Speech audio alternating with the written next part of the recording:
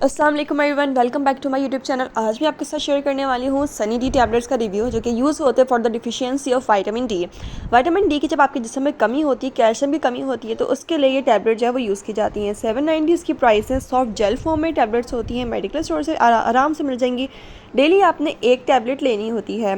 अब क्या है कि ज़्यादातर सही चीज़ें जो है वो डॉक्टर के अगर आपको रेकमेंड करें तब आप लें, लेकिन अगर वैसे भी आप यूज़ करना चाहते हैं तो अपनी बोन्स को स्ट्रॉन्ग करने के लिए तो आप ये चीज़ें ले सकते हैं। अगर आपके जोड़ों में दर्द, घुटनों में दर्द रहता है या आपको थकावट महसूस होती है तो तब आपने जो है इस तरह की जो विटामिन डी की टैबलेट्स होती हैं वो लेनी होती हैं। अब इस टैबलेट के कुछ खास बेनिफिट्स मैं आपको बताती हूँ। ये यूज़ होता है for the deficiency of vitamin D की कमी हो तो उसके लिए आप यूज़ करेंगे। इसके इस्तेमाल से ऑटो इम्यून डिजीज़ का खतरा यानी कम रहता है। इससे क्या होता है कि बाहर से आने वाला कोई सेल हमें अटैक नहीं कर सकता।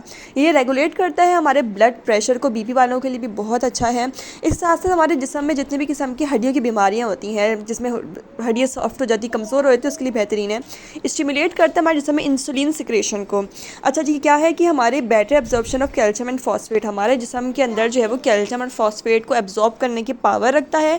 इसके इस्तेमाल से जो है हमारी हड्डियाँ जो है वो मजबूत हो जाती हैं।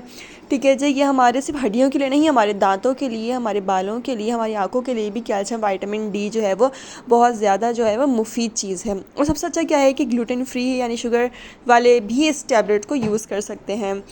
ठीक है, हमारे दिल के लिए बहुत अच्छा, इम्यून सिस्टम के लिए अच्छा है, हमारी बोन्स के लिए अच्छा है। आई होप मेरी छोटी सी वीडियो आपको पसंद आई होगी, और अगर पसंद आई है तो don't forget to like, comment, share, subscribe to my channel. Thanks for watching. Allah हाफिज़।